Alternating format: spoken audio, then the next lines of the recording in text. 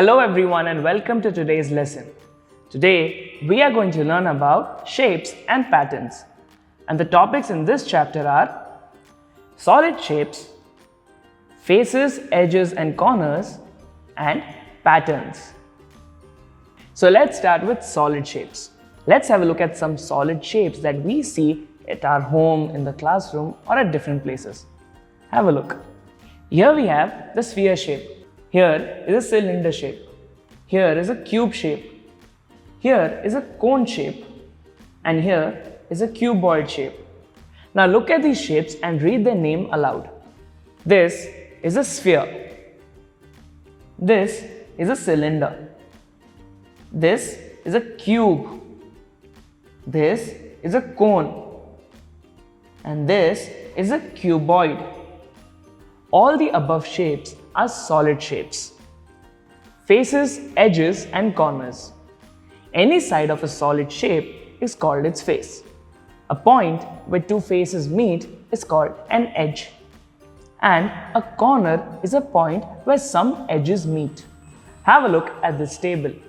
So here we have different shapes with their number of faces, edges and corners. A cube has 6 faces, 12 edges and 8 corners.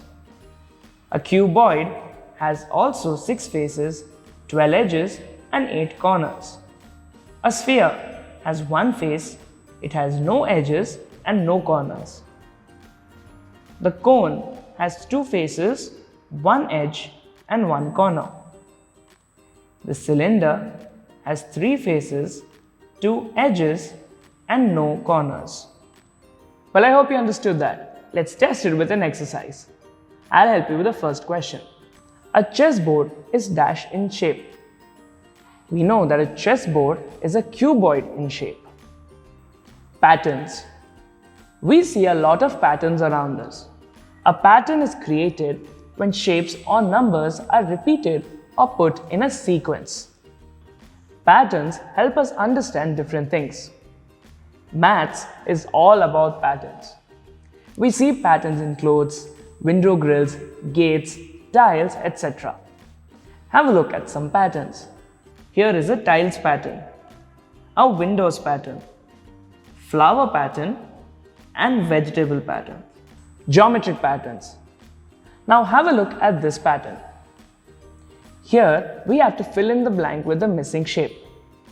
We can see that the pattern is of 2 circles and a triangle. So the missing shape is a circle. Number patterns. Sometimes sets of numbers have something common in them, which means they follow a pattern. Have a look at this number pattern. 8, 11, 14, 17 and 20. Now you can use a number line to find the pattern. What we find is that we have to count 3 times to reach the next number in the pattern. So the number after 20 will be 23. So let's go through the summary of today's lesson. Today we learnt about solid shapes, faces, edges and corners, and patterns.